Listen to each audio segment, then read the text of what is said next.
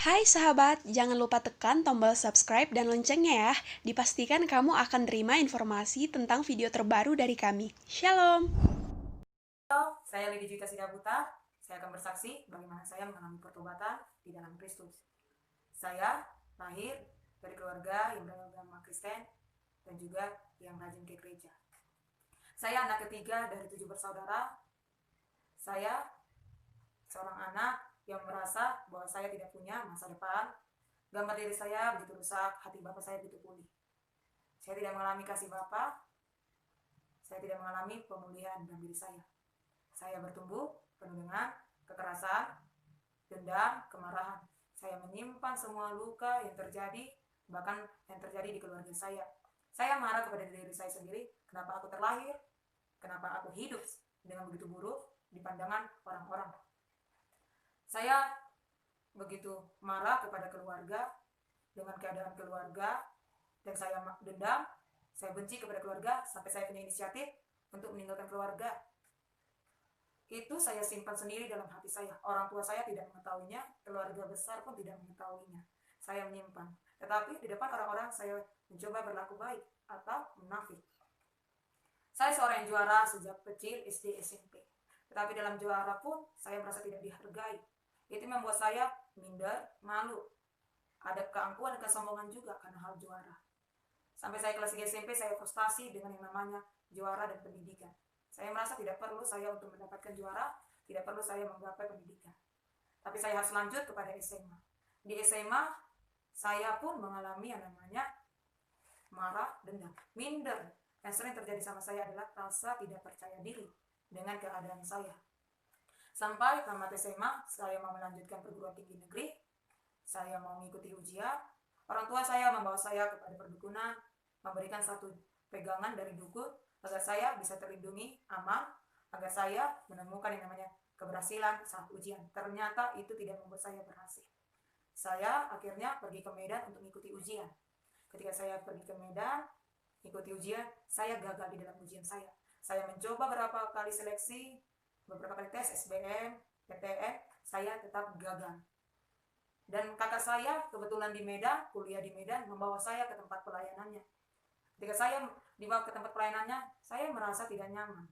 Tidak nyaman, itu juga membuat saya menganggap diri saya lebih baik dari mereka. Saya mengejek mereka, saya benci dan marah kepada mereka. Dengan tekad di dalam hati, saya tidak akan pernah mau lagi datang ke tempat pelayanan tersebut. Saya tetap masih memegang jimat tersebut. Memegang karena apa? Itu diberikan orang tua saya kepada saya. Dan kakak saya juga membawa ke tempat pembimbingnya di Medan. Ketika saya dibawa, saya menolak keras agar saya tidak datang ke tempat itu. Tetapi saya harus taat kepada kakak saya ikuti. Dan saat pagi hari, ada saat teduh di tempat pembimbingnya, jimat itu diambil oleh kakak saya, dan itu dibakar. Dan saya dilayani. Saya tidak langsung bertobat ketika saat itu. Saya masih marah, saya masih menyimpan dendam. Saya masih yang namanya munafik dan belum menemukan Kristus di dalam diri saya. Saya seorang yang memiliki agama yang baik, tapi saya belum menemukan Kristus. Suatu saat saya di kos jam 7 malam main laptop untuk main game. Saat saya main game, tiba-tiba pikiran saya itu teringat semua momen yang saya lakukan sepanjang hidup saya. Tuhan bukakan pikiran saya untuk mengingat semuanya. Dan saya menyadari bahwa saya adalah manusia berdosa. Saya menyadari bahwa saya itu seorang yang begitu munafik, seorang yang begitu kotor, seorang yang najis, seorang yang penuh dengan dosa. Di situ saya menyadari bahwa saya benar-benar jauh dari Tuhan. Bahwa saya tidak hidup dalam Kristus. Saya penuh dengan dendam kepada diri, kepada keluarga, kepada orang yang menyakiti saya. Saya penuh kebencian dan kekecewaan. Tetapi di momen itu, saya mengalami lawatan Tuhan. Saya memohon pengampunan Tuhan. Saya memohon belas kasihan Tuhan agar Tuhan mengampuni saya, agar Tuhan memulihkan saya. Saya menyerah dengan kerasnya hati saya. Saya berserah kepada Tuhan. Dan di momen itu juga saya membukakan hati kepada Tuhan, mengundang Tuhan sebagai Tuhan dan Juru Selamat saya. Menyerahkan diri saya mengakui bahwa Yesus adalah Tuhan dan Juru Selamat saya, bahwa Yesus telah mati di atas kayu salib dan bangkit pada hari yang ketiga dari antara orang mati. Saya menyadari bahwa saya ingin memerlukan Tuhan, bahwa saya hidup tidak bisa di luar Kristus. Dan di momen itu juga saya memohon kepada Tuhan agar saya diajari untuk mengampuni. Berjalannya waktu, akhirnya kakak saya mengajak temannya untuk datang ke kos saya untuk memuridkan saya. Di dalam pemuridanlah Tuhan ajari saya, Tuhan bentuk saya melalui seorang pembimbing yang setia memuridkan saya, datang ke kos saya. Di dalam pemuridanlah Tuhan banyak bicara kepada saya. Tuhan membimbing saya agar saya terus datang kepadanya.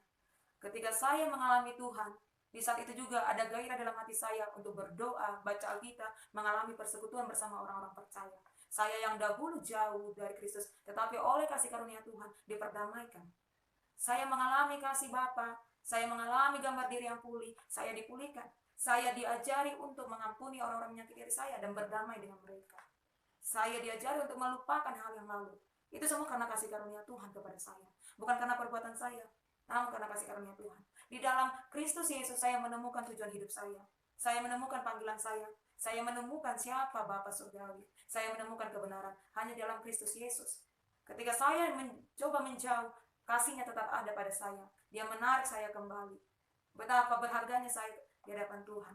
Dia rela mati bagi saya. Dia menebus segala dosa dan pelanggaran saya. Dan sampai hari ini saya mengalami kasihnya, itu semua karena kasih karunia Tuhan. Saya dipakai Tuhan, itu semua karena kasih karunia Tuhan. Saya mengerti apa yang menjadi kerinduannya, itu semua karena kasih karunia Tuhan. Tuhan begitu mengasihi saya.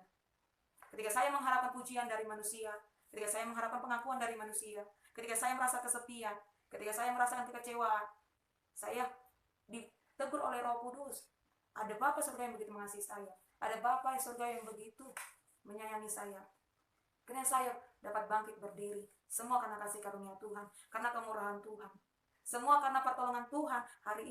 Sampai hari ini saya bisa berdiri. Semua karena kasih karunia Tuhan. Demikianlah kesaksian saya. Saya mengharapkan semoga diberkati semua yang mendengarnya. Tuhan Yesus memberkati. Shalom. Hai sahabat, jangan lupa tekan tombol subscribe dan loncengnya ya.